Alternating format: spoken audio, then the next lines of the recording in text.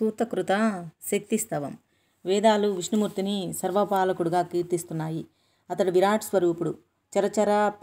చరాచర ప్రాణికోటి అంతా ఆ స్వరూపం నుండే ఆవిర్భవిస్తోంది. నారాయణుడు, హృషికేశుడు, వాసుదేవుడు, జనార్దనుడు అనే పేర్లతో అందరూ అతడిని స్తుతించి ఉపాసిస్తున్నారు. మరికొందరు శివుణ్ణి ఉపాసిస్తున్నారు. శంకరుడు, చంద్రశేఖరుడు, త్రినేత్రుడు, పంచవక్త్రుడు, శూలపాణి, వృషధ్వజుడు మొదలైన నామధేయాలతో వేదం త్రియంబకుడిని గానం చేస్తోంది. అర్ధనారీశ్వరుడుగా, కైలాస నివాసిగా, సర్వశక్తి సమన్వితుడుగా, భూతనాథుడుగా, దక్షయజ్ఞ వినాశకుడుగా భక్తులు కీర్తిస్తున్నారు. మరికొందరు వేదవిధులు ముప్పొద్దులా సూర్యుని ఉపాసిస్తున్నారు. సూర్యోపాసనమే ఉత్తమోత్తమమని, అతడు పరమాత్మ అని వేదాలు చెబుతున్నాయి. అలాగే అగ్నిని, ఇంద్రుణ్ణి, వరుణుణ్ణి పరమాత్ములుగా చెప్పే వేదభాగాలు ఉన్నాయి. వీరిని పరమాత్ములుగా ఉపాసించే వేద పండితులు ఉన్నారు. ప్రవాహాలు ఎన్నైనా గంగ ఒక్కటే అన్నట్టు వీరందరిలోనూ విష్ణువే ఉన్నాడు అన్న అన్ని మహర్షులు ఉన్నారు. ఏ విషయంలోనైనా ఒక నిశ్చయానికి రావాలంటే ప్రధానంగా 3 ప్రమాణాలను చెప్తారు. పండితులకు ప్రత్యక్షం, అనుమానం, శాబ్దం అని. మరికొందరు ఉపమానాన్ని చేర్చి మొత్తం 4 అన్నారు. ఆర్ధాపత్తితో కలిపి 5 అనేవారు. పౌరాణికుల మార్గంలో అనుభవ దృష్టాంతరాలతో కలిపి ప్రమాణాలు 6 ఇంతకీ పరబ్రహ్మ స్వరూపం ఈ ప్రమాణాలకు వేటికి అందనిదే. అందుకే అది పరమమైన బ్రహ్మ. కాబట్టి బాగా ఆలోచించి ఒక నిశ్చయానికి రావాలి. త్రిమూర్తులలో సృజన, పాలన, సంహరణ శక్తులు ఉన్నాయి. సూర్యుడిలో ప్రకాశ శక్తి ఉంది. శేషకూర్మాలకు భూభరణ శక్తి ఉంది. అగ్నిలో దహన శక్తి ఉంది. వాయువులో ప్రేరణ శక్తి ఉంది. ఈ శక్తులు లేకపోతే వీరంతా ఏమవుతారు? అసమర్థులైపోతారు. వేరే చెప్పాలా? శివోపి శవతాం యాతి కుండలిన్యా వివర్జితః శక్తిహీనస్తు యః కచ్చిత్ అసమర్థః స్మృతో బుధై. ఓ మహాతపస్సులారా, బ్రహ్మ మొదలుకొని స్తంభ పర్యంతం ఉన్న ఈ బ్రహ్మాండంలో శక్తిహీనం పరమనింద్యం. శివుడు శవమైనట్టే. కాబట్టి శత్రు విజయంలో, గమనంలో, భోజనంలో సర్వత్రా నిండి ఉన్న ఆ శక్తినే పరబ్రహ్మం అని బుద్ధిమంతులు నిర్ధారించారు, ఉపాసించారు. అదే విష్ణుమూర్తిలో సాత్విక శక్తి. అది లేని వేళ అతడు నిశ్చేష్టుడు. చతుర్ముఖునిలో అదే రాజస శక్తి. అది లేని నాడు అతడు ఏ సృష్టి చెయ్యలేడు. అదే శివుడిలో తామస శక్తి. అంటే అది ఉంటేనే అతడు సంహారకారకుడు. అందుచేత ఈ బ్రహ్మాండ సృష్టిని, స్థితిని, వినాశానికి శక్తియే కారణం. అదే లేకపోతే త్రిమూర్తులే కాదు, ఇంద్రుడు, సూర్యుడు, అగ్ని, వరుణుడు ఎవ్వరూ తాము ఇప్పుడు చేస్తున్న పనుల్ని చెయ్యలేరు. ఆ శక్తి సగుణ అని, నిర్గుణ అని 2 రకాలు. నిర్గుణ శక్తిని విరాగులు ఉపాసిస్తారు. సగుణ రూపాన్ని కోరికలున్నవారు ఉపాసిస్తారు. అది నిష్కామోపాసన, ఇది సకామోపాసన. సగుణ నిర్గుణ సాతు ద్విధా ప్రోక్త మనీషిభిః. సగుణ రాగిభిస్సేవ్య, నిర్గుణాతు విరాగిభిః. ధర్మార్థ కామ మోక్షాలకు స్వామిని ఆ శక్తియే. విధి విధానంగా పూజిస్తే అన్ని కోరికలు తీరుస్తుంది. ఇది తెలుసుకోలేని మూఢులు కొందరైతే తాము తెలుసుకొని ఇతరులను మోసం చేసేవారు మరికొందరు. పొట్టపోసుకోవడం కోసం కొందరు పండితులు కలిప్రేరితులై రకరకాల పాషండ ధర్మాలను ప్రచారం చేస్తున్నారు. మరే యుగంలోనూ వేద బ్రహ్మమైన బాహ్యమైన ధర్మాలు ఇంతగా విజృంభించడం కనపడదు. మహానుభావులారా, త్రిమూర్తులు నిత్యము ధ్యానించేది ఈ శక్తినే. 1000 సంవత్సరాలు తపస్సు చేసేది ఈమె అనుగ్రహం కోసమే. యజ్ఞాలు చేసేది ఇందుకోసమే. బ్రహ్మాఖ్యమైన ఆ పరాశక్తి సనాతని, అందరి చేత ఉపాస్య దేవత. ఇది సర్వశాస్త్రాలు అంగీకరించి చేసిన నిర్ణయం అని మా గురువుగారు వ్యాసుడు చెప్పారు. ఆయనకు నారదుడు చెప్పాడట. నారదుడికి వాళ్ళ నాన్నగారు బ్రహ్మదేవుడు చెప్పాడట. బ్రహ్మదేవుడికి విష్ణుమూర్తి చెప్పాడట. కాబట్టి ఇంకా ఇతరుల మాటలు ఏవి మీరు వినక్కరలేదు, పట్టించుకోనక్కర్లేదు. శక్తి మాత్రమే ఆరాధనీయ. ఆ శక్తుడు ఎలా ఉంటాడో ప్రత్యక్షంగా గ్రహించారు కదా. సర్వ ప్రకృతిలోనూ శక్తిని దర్శించండి, ఉపాసించండి. మహామునులారా, మీ సందేహం తీరింది కదా, ఇంకా కథలోకి వద్దామంటూ సూతుడు కొనసాగించాడు. జగద్గురువైన విష్ణుమూర్తి శరీరం నుంచి నిద్రాదేవి బయటకు వచ్చింది. నేత్ర, ఆస్య, నాసిక, బాహు, హృదయ, వక్ష స్థలాల నుండి వెలువడింది. ఆకాశంలో నిలబడింది. జగన్నాథుడు ఆవులింతలతో లేచాడు. భయంగా నిలబడ్డ ప్రజాపతిని చూశాడు. మేఘగంభీర కంఠ స్వరంతో పలకరించాడు. పద్మజ, తపస్సు వదిలేసి ఇలా వచ్చావెందుకని విచారంగా కనబడుతున్నావు? కారణం ఏమిటి? తండ్రి వాసుదేవ, నీ చెవి గులుగు నుంచి పుట్టిన మధుకైటభ రాక్షసులు నన్ను చంపడానికి వచ్చారు. భయపడి నీ సన్నిధికి వచ్చాను. శరణు త్రాహిమాం అలాగా చతుర్ముఖ, భయపడకు, వాళ్ళని నేను సంహరిస్తాను. వాయువు మూడింది, వాళ్లకు వస్తారు, నా మీదకే వస్తారు, చస్తారు. విష్ణుమూర్తి ఇలా అంటుండగానే వాళ్ళు వచ్చారు. మదగర్వితులై వచ్చారు. ఆ నీళ్లలో నిరాధారులై నిలబడి, ఓయి నలువా, పారిపోయి ఇక్కడ వచ్చావా? రా, యుద్ధం చెయ్యి. ఈయన కళ్ళ ముందే నిన్ను సంహరించేస్తాం, తర్వాత ఈయన పని పడతాం. మహాసర్పం మీద కులుకుతున్నారు కదా, ముందు నువ్వు రా, యుద్ధం చెయ్యి, లేదా దాసుణ్ణని ఒప్పుకో అని గద్దించారు. విష్ణుమూర్తి కల్పించుకొని, దానవులారా రండి, నాతో యుద్ధం చేయండి, మీ మదం వదిలిస్తాను. ఈ ఆహ్వానానికి మధుకైటభులు అగ్రహోదగ్రులయ్యారు. ముందుగా మధుడు కలబడ్డాడు. కైటభుడు నిలబడ్డాడు. మల్ల యుద్ధం జరుగుతోంది. మధుడు అలసిపోతుంటే కైటభుడు అందుకుంటున్నాడు. అతడు అలసిపోతే మళ్ళీ మధుడు. ఇలా ఇద్దరు మారి మారి శౌరితో పోరాడుతున్నారు. సన్నిధిలో బ్రహ్మదేవుడు, ఆకాశంలో నిద్రాదేవి ప్రేక్షక పాత్ర వహిస్తున్నారు. విష్ణుమూర్తి అలసిపోతున్నాడే తప్ప వాళ్ళిద్దరిలోనూ ఎక్కడా అలసటే లేదు. 5000 సంవత్సరాలు గడిచాయి. కారణం ఏమిటి చెప్పమా అని హరి ఆలోచించాడు. నేను ఎందుకు అలసిపోతున్నాను? నా శక్తి ఏమైంది? వీళ్ళు అసలు అలసిపోవడం లేదేమిటి? వీళ్ళకి ఈ శక్తి ఎక్కడి నుంచి వచ్చింది? ఈ ఆలోచనతో ఒక్క నిమిషం ఆగాడు. మధుకైటభులు విజయగర్వంతో సంబరపడ్డారు. గంభీరంగా అరిచి పలికారు, హే విష్ణు, అలసిపోయావా? యుద్ధం చేసే ఓపిక లేదా? అయితే మాకు తలవంచి నమస్కరించు, దాసుడిని ప్రకటించుకో, కాదంటావా? సమర్థుడవై యుద్ధం చెయ్యి. నిన్ను చంపి ఈ 4 ముఖాల వాడిని కూడా చంపుతాం. ఈ ప్రళయ మహాసముద్ర ఘోషను రిస్తూ వాళ్ళిద్దరూ ముక్తకంఠంతో పలికిన ఈ మాటలు చెవులారా విన్నాడు శౌరి. ప్రశాంతంగా సాయోపాయంగా ప్రసంగించాడు. గైటభులారా, మీరేమో ఇద్దరు, నేనేమో ఒక్కడిని. మీరు ఒకరి తర్వాత ఒకరు నాతో తలబడుతున్నారు. ఒకరు యుద్ధం చేస్తుంటే మరొకరు విశ్రాంతి తీసుకుంటున్నారు. నాకు అవకాశం లేదు. 5000 సంవత్సరాల పాటు పోరాడాను, అలసిపోయాను, సహజం కదా. ధర్మయుద్ధంలో మహావీరులు పాటించే నియమాలు మీకు తెలియనివి కావు. అలసిపోయిన వాడితో, భయపడిన వాడితో, ఆయుధం వదిలివేసిన వాడితో, పడిపోయిన వాడితో, బాలకుడితో మీ వంటి మహావీరులు యుద్ధం చెయ్యరు. ఇది సనాతన ధర్మం. శ్రాంతో భీతే త్యక్త శస్త్రే పతితే బాలకే తథా ప్రహరంతిన వీరాస్తే ధర్మ ఏష సనాతన. అందుచేత కొంచెంసేపు నేను విశ్రాంతి తీసుకొని మళ్ళీ యుద్ధం చేస్తాను. సంశయించకండి, న్యాయం తప్పను. ఈ ప్రతిపాదనకు వాళ్ళు సమ్మతించారు. అల్లంత దూరం తొలగి నిలబడ్డారు. వాసుదేవుడు ఆలోచించాడు. అసలు కారణం తెలిసింది. వాళ్ళది స్వేచ్ఛామరణమని, దేవి ఆ వరం ఇచ్చిందని గ్రహించాడు. అయ్యో, వృధాగా యుద్ధం చేశానే, ఇంత శ్రమ వ్యర్థమయ్యిందే. విషయం తెలిసి ఇంకా యుద్ధం చేసి ఏమి లాభం? పోనీ మానేద్దామంటే వీళ్ళు మరణించేదెలాగా?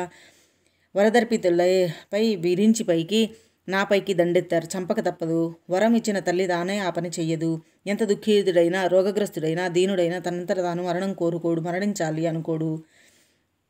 అందుచేత సర్వకామదైన ఆ పరాశక్తిని శరణువేడుతాను. ఆవిడ అనుగ్రహం లేనిదే ఎవరికీ ఏమీ సిద్ధించవు. ఇలా నిశ్చయించుకుంటున్న లక్ష్మీపతి తల ఎత్తి ఆకాశం వైపు చూశాడు. నిలబడి ఉన్న యోగనిద్ర మహాశక్తి కనిపించింది. వెంటనే నమస్కరించాడు. యోగ విద్య తెలుసు కనుక ఆ మార్గంలో స్తోత్రపాఠం చేశాడు. నమో దేవి మహామాయే సృష్టి సంహారకారిణి అనాది నిధనే చండీ భుక్తి ముక్తి ప్రదే శివే. దేవి మహామాయ, నీ రూపం సగుణము నిర్గుణము ఎరుగను. అసంఖ్యాకమైన నీ దివ్య చరిత్రలు ఎరుగను. కానీ నీ అతి దుర్ఘటమైన ప్రభావం మాత్రం అనుభవంలోకి వచ్చింది. చేష్టలు ఉడిగి నిద్రలో మునిగిపోయాను కదా. ఈ బ్రహ్మదేవుడు ఎంతసేపు లేపినా మెలకువ రాలేదు. ఇంద్రియ జ్ఞానం కోల్పోయి అచేతుడిని అయిపోయాను. అంబిక, నీ ప్రభావం ఏమిటో తెలిసింది. నువ్వు వదిలావు, మేల్కొన్నాను. వెంటనే వీళ్లతో యుద్ధానికి దిగాను. వీళ్ళు బ్రహ్మదేవుని చంపడానికి వచ్చారు. నాతో ద్వంద్వ యుద్ధానికి తలబడ్డారు. నీ వరం వీళ్లను మదమత్తులను చేసింది, దుర్జయులను చేసింది. 5000 సంవత్సరాలు పోరాడి అలసిపోయాను. చూసావు కదా. విషయం తెలిసి నిన్ను శరణు వేడుతున్నాను. దయచేసి తల్లి సహాయం చెయ్యి. నేను ఖిన్నుణ్ణి, వాళ్ళు గర్వితులు, నువ్వు దేవార్తహారిణివి. వీళ్ళు నన్ను చంపుతామంటున్నారు. ఏం చేయాలి? ఎక్కడికి పోవాలి? చెప్పు మాత. దీనుడే అభ్యర్థిస్తూ శిరస్సు వంచి నమస్కరిస్తున్న వాసుదేవుడిని చూసి పరాశక్తి ప్రసన్నరాలయ్యింది. చిన్నగా నవ్వుతూ ఇలా అంది, హరి, మళ్ళీ యుద్ధం చెయ్యి. ఈ రాక్షసుల్ని మోసగించి సంహరించాలి.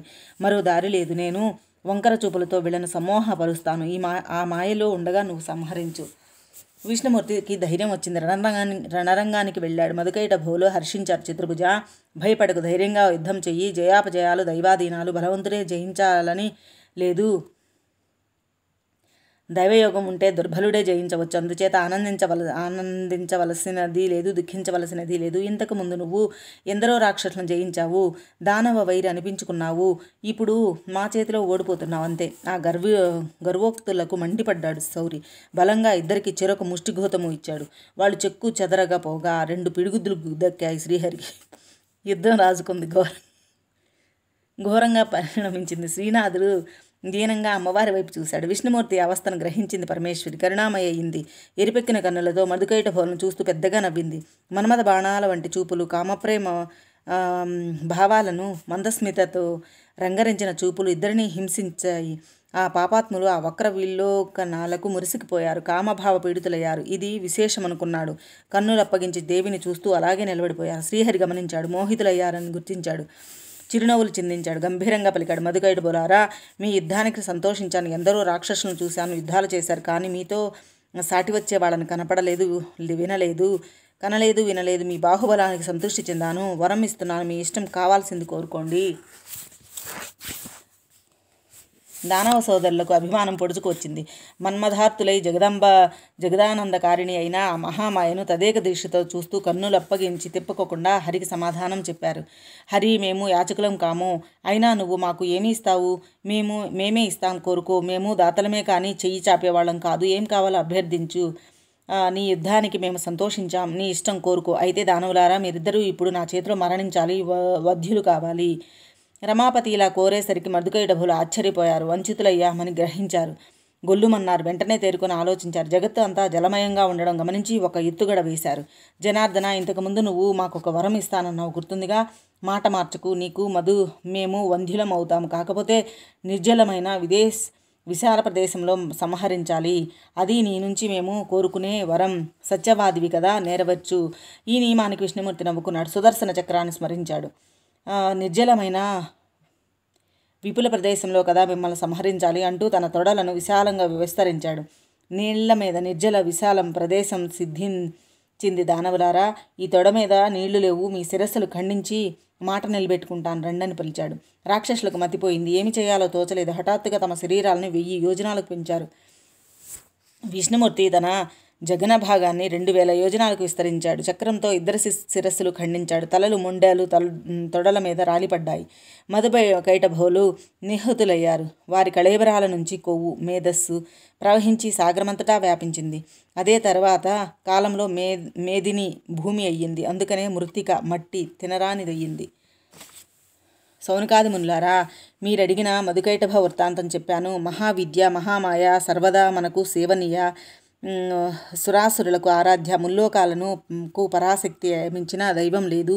మమ్మాటికి ఇది సత్యం. వేదశాస్త్రాల నిర్ణయం నిర్గుణగానో సగుణగానో సత్యం నిత్యం పరాశక్తినే పూజించాలి. సూతుడి ప్రబోధానికి మునులంతా సంతోషించారు. ఆమోదం తెలియజేశారు. అటుపైని యథావిధిగా ప్రశ్నించారు.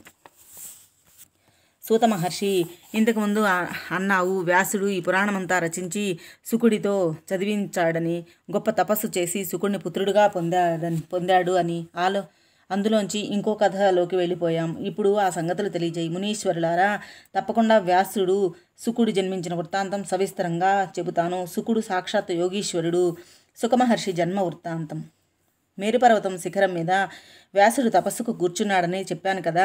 పుత్రుడు కావాలని కోరుతూ ఘోర తపస్సు చేశాడు. నారదుడు ఉపదేశించిన ఏకాక్షర వాగ్బీజ మంత్రాన్ని జపిస్తూ మహాదేవుణ్ణి ధ్యానిస్తూ తపస్సు సాగించాడు. తేజస్సులో అగ్ని, భూమి, వాయువు, అంతరిక్షాలలో సాటి వచ్చే పుత్రుడు కావాలని అతడి ఆకాంక్ష. మేరు శిఖరం మీద అద్భుతమైన కన్యకాకారి వనంలో దేవతలు, మునులు విహరించే చోట, బ్రహ్మ విధులు సంచరించే పవిత్ర ప్రదేశంలో మనోహర సుకుమార సంగీత ధ్వనుల మధ్య వ్యాసుడి తపస్సు నిరాటంకంగా మహోగ్రంగా సాగింది. ఆ తేజస్సు విశ్వమంతటా వ్యాపించింది. వ్యాసుడి జటలు రాగి రంగులోకి మారిపోయాయి. ఇంద్రుడికి భయం పట్టుకుంది. అది గమనించిన రుద్రుడు మేళమాడాడు. ఇంద్ర, తపస్సుల పట్ల ఈర్ష్య పనికిరాదు. నన్ను శక్తి సంయుతుడుగా ఎరిగిన వారు నా అనుగ్రహం కోసం ఇలా తపస్సు చేస్తారు. వీరు ఎవరికి ఏ అహితాన్ని కోరరు. అమర్షో నైవ కర్తవ్యస్తాపసేషు కదాచన తపచ్చరంతి మునయః జ్ఞాత్వా మాం శక్తి సంయుతం. రుద్రుడి మాటలతో దేవేంద్రుడు కుదుటపడ్డాడు. అయితే వ్యాసుడు ఎందుకు తపస్సు చేస్తున్నట్లు అన్నాడు. పుత్రార్థే తపస్సు చేస్తున్నాడు. 100 ఏళ్ళు పూర్తి అయింది. అతడికి శుభభద్రుడైన పుత్రుని ఇవ్వబోతున్నాను అంటూనే శివుడు వ్యాసుడి ముందు ప్రత్యక్షమయ్యాడు. వ్యాసమహర్షి, ఉత్తిష్ట ఉత్తిష్ట, నీకు పుత్రుడు కలుగుతాడు. అతడు తేజస్వి, జ్ఞాని, కీర్తికరుడు, అఖిల జనప్రియుడవుతాడు. సాత్విక గుణ సంపన్నుడై అందరి మన్నలను పొందుతాడు. మహాదేవుడిచ్చిన వరానికి వ్యాసుడు సంతృప్తి చెందాడు. తపస్సు ముగించి ఆశ్రమం చేరుకున్నాడు. ఒకవైపు శ్రమ, మరొక వైపు ఆశ్రమంలో యోగాగ్నిని సిద్ధం చేసుకోవాలనే కంగారు మదించి అగ్నిని కొల్పాలి. అందుకని ఎక్కడో దాచిపెట్టిన అరణిని బయటకు తీశాడు. కాష్టంతో మధిస్తున్నాడు. చిత్తంలో పుత్రవాంఛ మొదలైంది. మందాన అరణి సంయోగంతో మదనంతో అగ్ని పుడుతుంది. మరి ఇలా నాకు పుత్రుడు ఎలా జన్మిస్తాడు? పుత్రారణి అనిపించుకునే స్త్రీ నాకు లేదు కదా. పోని అంటే రూపయవన సంపన్నను తరుణిని తెచ్చిపెట్టుకుని పాదాలకు సంకెళ్ళు వేసుకున్న వంశాన్ని నిలబెడుతుంది, సౌఖ్యాన్ని అందిస్తుంది, సేవలు చేస్తుంది. ఇవన్నీ నిజమే, కానీ స్వేచ్ఛా స్వాతంత్రాలకు మాత్రం తరుణిమయని ప్రతిబంధకమే. పతివ్రతాపి దక్షాపి రూపవత్యపి కామిని సదా బంధన రూపాచ స్వేచ్ఛా సుఖ విఘాతిని. శివుడంతటి వాడికే తప్పలేదు. నిరంతరం కామినీ పాశబద్ధుడు నేననగా ఎంత అయినా ఇప్పటికిప్పుడు గృహస్థాశ్రమం అంటే ఎలా వస్తుంది నాకు? అరణి ముందు కూర్చొని మందానంతో మధిస్తూ వ్యాసుడు ఇలా దిగులు పడుతున్నాడు. సరిగ్గా అదే సమయానికి ఘృతాచి అనే అపసరస ఎవరో పంపినట్లు ఆశ్రమం వైపు వచ్చింది. కదలిక మెరుపుతీగల ఆకాశంలో దగ్గరగా నిలబడింది. విలాసంగా క్రీగంటి చూపులతో గిలిగింతలు పెట్టింది. వ్యాసుడి మనసులో కదలికలు మొదలయ్యాయి. పెద్ద సంకటం వచ్చి పడిందే. ఏం చెయ్యను? ఒకవైపు ఆశ్రమధర్మం, మరొక వైపు మన్మథభావ విజృంభణ. నన్ను పల్టీ కొట్టించడానికే ఇది ఇటు వచ్చింది. అంగీకరించనా?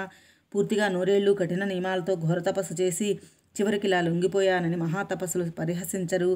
అంతటి మహాతపస్వి ఒక అప్సరసను చూసి చటుక్కున ఎలా వివసుడైపోయాడని కళ్ళు చిట్లించరు. పోనీ నింద వస్తే వచ్చింది. గృహస్థాశ్రమం సుఖం ముందు అది ఏ పాటిది? కనుక వ్రతం చెడినా ఫలం దక్కాలి అన్నారు. నా పుత్ర వాంఛ తీరడం ముఖ్యం. అది స్వర్గాన్ని ఇస్తుందని, మోక్షాన్ని ఇస్తుందని జ్ఞానులు చెప్పారు కదా. అయితే ఈ అప్సరస వల్ల అది నెరవేరుతుందా? ఏమో, నాకైతే సందేహమే. వెనుకటికి నారదుడు చెప్పిన కథలోలాగా అవుతుందేమో. ఈ ఊర్వశి పురూరవుణ్ణి దగా చేసినట్లు ఇది చెయ్యందని నమ్మకం ఏమిటి?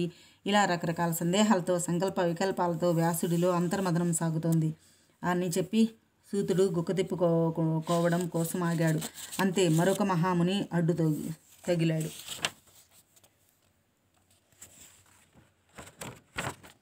సూత మహర్షి, ఈ పురూర మహారాజు ఎవరు? ఊర్వశి అన్నావు, ఆవిడెవరు? ఏమి చేసింది?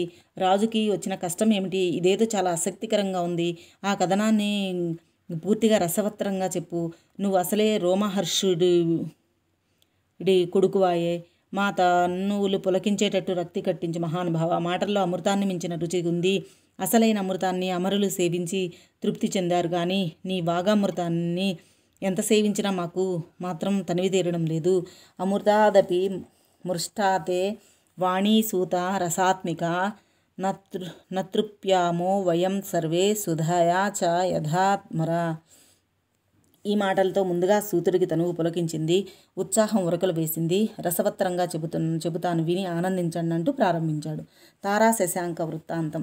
మునులారా, బృహస్పతికి తారా అని ఒక ప్రియ భార్య ఉంది. ఆవిడ చాలా ప్రసిద్ధురాలు.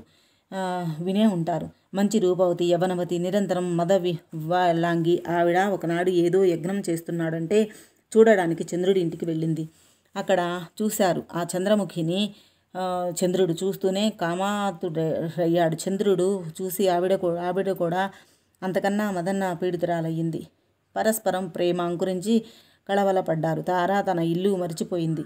అక్కడే ఉండిపోయింది. ఇద్దరూ మన్మథ క్రీడలతో మునిగి తేలుతున్నారు. రోజులు క్షణాల్లో గడిచిపోతున్నాయి. బృహస్పతి దుఃఖానికి అంతులేదు. తారను ఇంటికి తెచ్చుకోవడం ఎలాగా తెలియక చాలా కాలం మదనపడ్డాడు. ఒక రోజున తన శిష్యులతో ఒకడిని చంద్రుడి ఇంటికి పంపించాడు తారను తీసుకురమ్మని. కానీ ఆవిడ రాను పొమ్మంది. మళ్ళీ మరొక శిష్యుని పంపాడు. ఇలా వెళ్ళిన వాళ్ళంతా తిరిగి వస్తున్నారు. ఇక వెళ్ళం అన్నారు. బృహస్పతి క్షుద్రుడయ్యాడు. అయితే నేనే వెళ్తానంటూ స్వయంగా వెళ్ళాడు. మదమత్తుడైన చంద్రుడు అదోలా నవ్వాడు. బృహస్పతికి మళ్ళీ ఒళ్ళు మండింది. శశి, ఏమిటి నువ్వు చేసిన పని? ధర్మమైన నా భార్యను ఎందుకు అట్టే పెట్టేసుకున్నావు? నేను దేవతలకు గురువును, నువ్వు యజమానుడవు మూఢుడా. గురు భార్యను ఇలా ఉంచుకోవచ్చునా? అనుభవించవచ్చున. బ్రాహ్మణుని చంపడం, బంగారాన్ని అపహరించడం, సురాపానం చేయడం, గురువుగారి భార్యను అనుభవించడం ఇవి మహాపాతకాలు. ఇటువంటివి చేసిన వాళ్ళతో స్నేహం చేసేవాడు 5వ మహాపాతకానికి పాతి అని తెలుసు కదా. బ్రహ్మోహో హేమహారి చ సురాపో గురుతల్పగః మహాపాతకీ ఓ హేతో తత్సంసర్గీ చ పంచమః. నువ్వు పాతకివి, దురాచారుడివి, దేవలోకంలో ఉండే అర్హత లేదు నీకు. తారను విడిచిపెట్టు, ఇంటికి తీసుకెళ్ళిపోతాను. లేదంటే దుష్టుడా, గురుభార్య ప్రహర్తవని లోకమంతా ప్రచారం చేస్తాను. భార్య విరహ దుఃఖితుడై బృహస్పతి ఇలా మండిపడుతుంటే రోహిణీపతి చిద్విలాసంగా బదులు పలికాడు. గురుత్తమ, బ్రాహ్మణులకు క్రోధం పనికిరాదు. అక్రోధనులుగా ఉంటేనే వారు పూజార్హులు అన్నదా వర్జనీయులు సుమా. క్రోధం విడిచిపెట్టండి. నేను చెప్పేది ప్రశాంతంగా ఆలకించండి. తార తప్పకుండా మీ ఇంటికి వస్తుంది. ప్రస్తుతం ఇక్కడే ఉంది. తానై కోరి ఉంది. గమనించండి. సుఖపడుతోంది. కొంతకాలం ఉండనివ్వండి. మీకేమిటి లోటు? తర్వాత తానే వస్తుంది. మీ వెనుకటికి ధర్మశాస్త్ర విషయం ఒకటి మీరే చెప్పారు కదా. న స్త్రీ దుష్యతి చారేషు న విప్రో వేదకర్మణ. విప్రుడు చేసిన పాపం వేదవిహిత ప్రాయశ్చిత్తంతో పోతుందని, స్త్రీకి పరపురుష సంగమ దోషం ఋతుస్రావంతో అంతరిస్తుందని ఊహించని జవాబుకు బృహస్పతి తల తిరిగింది. గిరుక్కున వెనుక్కు తిరిగాడు. దుఃఖిస్తూ ఇల్లు చేరాడు. కొన్ని రోజులు గడిచాయి. ఊరుకోవడానికి మనసు ఒప్పలేదు. మళ్ళీ వెళ్ళాడు. ఈసారి ద్వారపాలకులు అడ్డుకున్నారు. లోపలికి వెళ్ళనివ్వద్దు. బృహస్పతి అక్కడే అలాగే చాలాసేపు నిలబడ్డాడు. చంద్రుడు బయటికి రాలేదు. దుష్టుడి గుమ్మం తొక్కకూడదని వాకిటనే నిలిచాడు బృహస్పతి. అని కొన్ని ప్రతులలో పాఠం. బృహస్పతి కోపం వశం తప్పింది. వీడు నాకు శిష్యుడు, నా భార్య వీడికి తల్లితో సమానం. ఇంత అధర్మానికి ఒడిగట్టిన వీడిని శిక్షించి తీరాలనుకున్నాడు. వాకిట్లోనే నిలబడి అరుపులు లంఘించుకున్నాడు. బుద్ధిహీనుడా, పాపాత్ముడా, సురాధమా, ఏమీ ఎరగనట్టు కొంపలో పడుకొని హాయిగా నిద్రపోతున్నావా? రా, బయటికి రా మర్యాదగా. నా భార్యను నాకు వెంటనే అప్పగించలేదా నిన్ను శపిస్తాను, భస్మం చేసేస్తాను.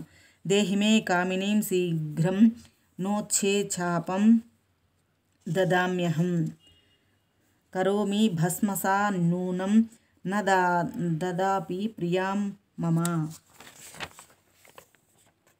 అంటూ పెడబొబ్బలు పెట్టాడు. ఇంకా ఇలాంటివే క్రూరంగా దుర్భాషలాడాడు. లోపల ఎక్కడో ఉన్న చంద్రుడికి వినిపించాయి. గబగబా యువతలకు వచ్చాడు. అదే నవ్వు, అదే వరుస. బృహస్పతికి ఏమిటి ఎక్కువగా మాట్లాడుతున్నావు? సర్వలక్షణ సంయుత, అందాల భరిణ తార నీకు భార్య ఏమిటి?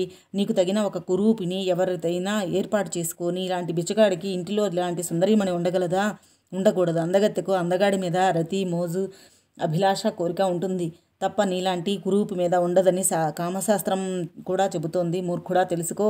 నీకు దిక్కున్న చోట చెప్పుకో. ఈ కామిని మణిని మాత్రం ఇవ్వనగాక ఇవ్వను. కామార్తుడివై నువ్వు ఇచ్చే శాపం నన్ను ఏమీ చెయ్యలేదు. పో, నీ ఇష్టం వచ్చింది చేసుకో. యథేష్టం గచ్చ దుర్భిద్దే నాహం దాస్యామి కామినీం యచ్చక్యం కురు తత్కామం న దేయా వరవర్ణిని. చంద్రుడు ఇలా తిరగబడేసరికి బృహస్పతి అవాక్కయ్యాడు. రుసరుస నడుచుకుంటూ ఇంద్రుని ఇంటికి వెళ్ళాడు. గురువుగారి 4 వాలకం చూస్తూనే ఏదో జరిగిందని శచీపతి గ్రహించాడు. అర్ఘ్యపాదాదులతో యథావిధిగా మర్యాదలన్నీ జరిపాడు. కుశల ప్రశ్నలు వేశాడు. గురువుత్తమ, దుఃఖితులై కనబడుతున్నారు. కారణం ఏమిటి? ఎవరైనా అవమానించారా? నా రాజ్యంలో నా గురువుకు అవమానం చేసేటంతటి వాడు ఎవడుంటాడు? దిక్పాలకులతో సహా నా సైన్యమంతా మీ చెప్పుచేతల్లో ఉండేదే కదా. త్రిమూర్తులు కూడా మీ వెంట ఉండేవారే. మీకు సహాయకులే. చెప్పండి, మీకు వచ్చిన కష్టం ఏమిటో, ఇబ్బంది ఏమిటో తెలియజేయండి. దేవేంద్ర, నా భార్య తారను చంద్రుడు అపహరించాడు. ఎన్నిసార్లు అడిగినా, ఎంత బతిమలాడినా ఆ దుష్టుడు ఇవ్వడం లేదు. ఏమి చెయ్యను? అవమానము, దుఃఖము భరించలేక నిన్నిలా శరణు వేడుతున్నాను. దయచేసి కల్పించుకో, సహాయం చెయ్యి. గురువర్య, మీరు ధర్మగుణుడు, సుప్రతులు, దుఃఖించకండి. నేను మీ దాసుణ్ణి. సహాయం చేయడం నా విధిని. మీ భార్యను మీకు అప్పజెప్పిస్తాను. ఇప్పుడే చంద్రుడి దగ్గరకు దూతను పంపుతాను. అప్పటికి ఇవ్వనంటే ససైన్యంగా వెళ్ళి యుద్ధం ప్రకటిస్తాను. నా మాట నమ్మండి, కాసింత ఊరడిల్లండి. బృహస్పతిని ఓదార్చి దేవేంద్రుడు ఆ క్షణంలోనే ఒక సమర్థుడు, విచక్షణుడు అయిన దూతను పిలిచి చంద్రుడి దగ్గరికి పంపించాడు. అతడు వెళ్ళి చంద్రుడితో దేవేంద్రుడి మాటగా ఇలా చెప్పాడు. చంద్ర, నన్ను ఇంద్రుడు పంపించాడు. ఆయన నీకు చెప్పిరమ్మని చెబుతున్నాను విను. నువ్వు ధర్మం తెలిసిన వాడివి, నీతి నియమాలు ఎరిగిన వాడివి. నీ తండ్రి అతి ధర్మాత్ముడు. నువ్వు నింద్యమైన పనులు చేయకూడదు. ఎవరి భార్యను వారు కాపాడుకోవడం లోకరీతి కర్తవ్యం. రీతిని తప్పితే కలహం తప్పదు. నీ భార్యను కాపాడుకోవడంలో నువ్వు ఎలా శ్రద్ధ వహిస్తావో యత్నపరుడైనా ఉంటావు. బృహస్పతి అలాగే.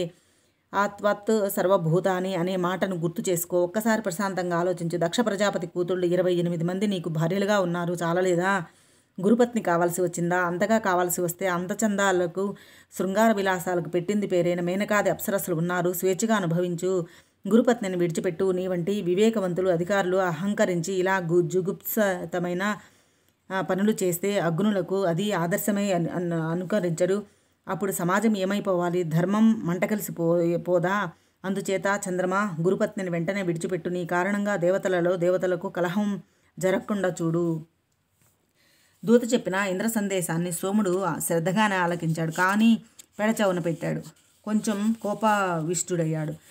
ప్రతి సందేశం పంపించాడు. దేవేంద్ర, నువ్వు సర్వధర్మగుణుడివి, దేవతలకు స్వయంగా అధిపతివి. నీ పురోహితుడు కూడా అంతటివాడే. ఇద్దరి మతి ఒక్కలాగానే ఉంది.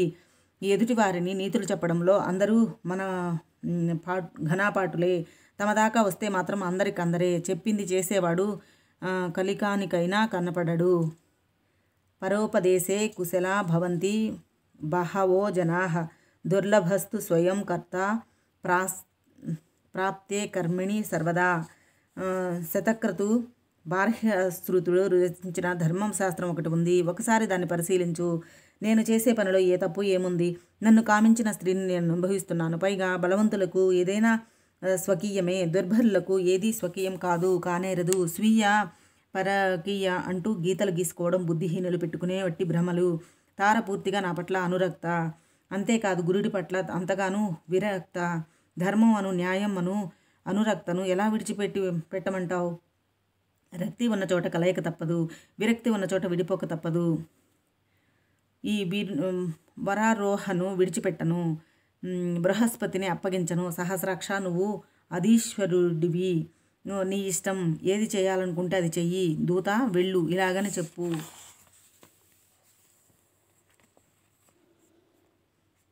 సూతుడు చెబుతుంటే వింటున్న సౌనకాదుకులు అబ్బురమయ్యింది. అదేమిటి పురుషుడు స్త్రీగా మారిపోవడం? మన గుర్రం ఆడగుర్రం అయిపోవడం చాలా వింతగా ఉంది. సూత మహర్షి, ఇది ఆ ఉద్యాపన మహాత్మ అంటావా?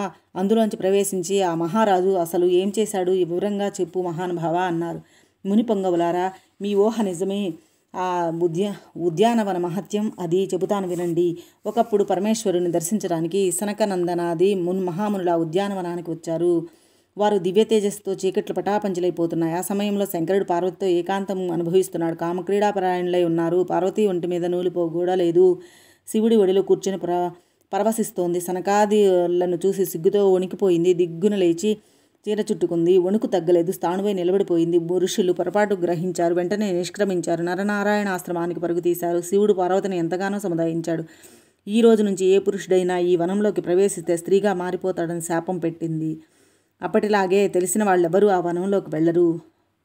సద్యుమ్నుడు ఇది తెలియక వెళ్ళాడు. స్త్రీగా మారిపోయాడు. అనుచరుల గతి అంతే అయ్యింది. స్త్రీగా మారిపోయిన సుదుమ్నుడు ఆ వనం విడిచి యువతలికి వచ్చి అరణ్యంలోనే ఉండిపోయాడు. రాజ్యానికి వెళ్లేందుకు మనసు ఒప్పలేదు. ఇక ఇలా అనే పేరుతో అడవిలోనే అలా తిరుగుతూ ఉన్నాడు. పరివారం చెలికెత్తలై సేవలు చేస్తున్నారు. ఇలా ఉండగా ఒక రోజున సోముడి కొడుకు బుధుడు యవ్వనవంతుడై ఆ అడవి వేటకు వచ్చాడు. ఇళ్లను చూశాడు. కన్ను చెదిరింది. మోహితుడయ్యాడు. హావభావాలు ఆకర్షించాయి. ఇళ్ల కూడా అలానే స్పందించింది. బుధుణ్ణి పతిగా వరించింది. గాంధర్వ రీతి వివాహం చేసుకున్నారు. పుత్రుడు కలిగాడు. ఉరూరవుడని నామకరణం చేశారు. ఇళ్లకు సుధుమ్నుడికి మళ్ళీ దుఃఖం ముంచుకొచ్చింది. ఏమిటి నా బతుకు ఇలా అయిపోయింది అనిపించింది.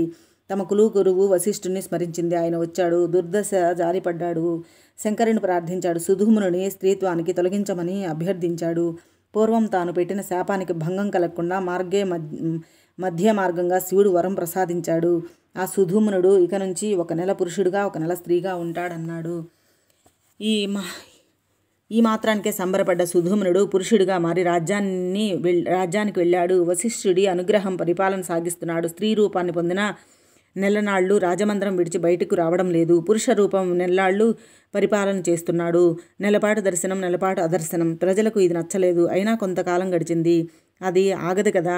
ఉరూరవుడు యవ్వనంలోకి అడుగుపెట్టాడు. వెంటనే ఇలా సుధుమ్నుడు రాజ్యం అతడికి అప్పగించేసి అడవులకు వెళ్ళిపోయాడు. నారదుడు ఉపదేశించిన నవాక్షర దేవి మహామంత్రాన్ని జపిస్తూ తీవ్రంగా తపస్సు చేశాడు. భవసాగర తారిణి శివాదేవికి అనుగ్రహం కలిగింది. సగుణాకారంలో సింహరూఢయై ప్రత్యక్షమయ్యింది.